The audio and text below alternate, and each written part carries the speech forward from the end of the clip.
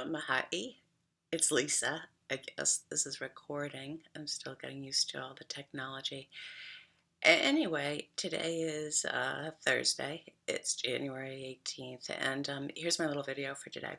So, one of the things that I talk about a lot with clients and that I know personally for sure is that you have to kind of dance with all of the feelings, like whatever's up for you, whatever you're going through, whether it's things that you want, things you don't want. It's important to kind of realize that if you start to detach or mute or try to get rid of some of the feelings, it detaches or mutes you from all the feelings. So if you try to turn down the volume, um,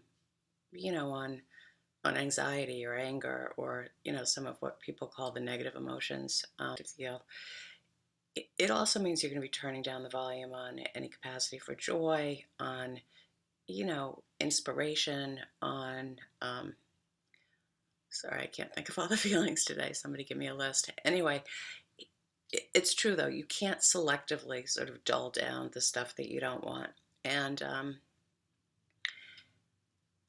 and so you want to feel all of it. You want to feel all of it. You want to dance with what's here. You don't have to react to all of it. You don't have to have a big reaction. You don't have to go into stories about it.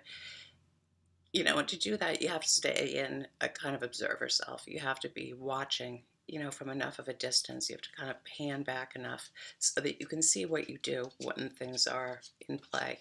So if you have certain reactions or certain stories or even certain ways of talking about certain kinds of experiences or people or dynamics, you really want to be watching that and just from a curious place, from a place of, oh, isn't that interesting? Instead of, I shouldn't be doing it, or gee, why am I doing that? um, in terms of mindfulness, what helps is to remember that you don't have to change any of it and you don't want to make yourself wrong for any of it. You just want to notice. It just has to be curious. Um, in terms of just being curious about how you're responding to things and how you're responding to life. And that kind of keeps you, I think in a safe kind of space. I'm sorry, I'm so hoarse today. Anyway, so think about and just notice, how things come into your life and how do you typically respond because you don't want to be stuck in those patterns. You want to be able to expand beyond them, and that will give you more room to move. It will give you more kind of possibilities in terms of how to respond or who stays in your life. It's a good way to kind of to not get too attached. And this is one of my favorite sayings ever is don't attach to the spectacle. It's all spectacle. Everything that's happening, it's politics, it's other people's, stuff that annoys you, it's things at work, it's your own body, it's whatever it is. You don't want to get too attached to it. It's like just let it start to move, pull back a little bit, keep your distance somewhat, and from there you can make choices, you can be selective, and you can tolerate it. You can tolerate all the feelings, and I want that for you.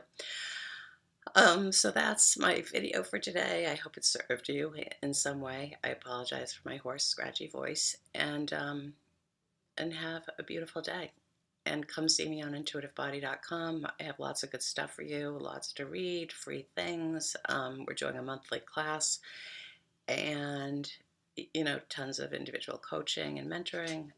So come see what's there for you. I also have Beauty School, which is an online Facebook community, which is free, and you can join that if you find that on my website. Anyway, I hope you got something today, and I'll be back tomorrow. Okay.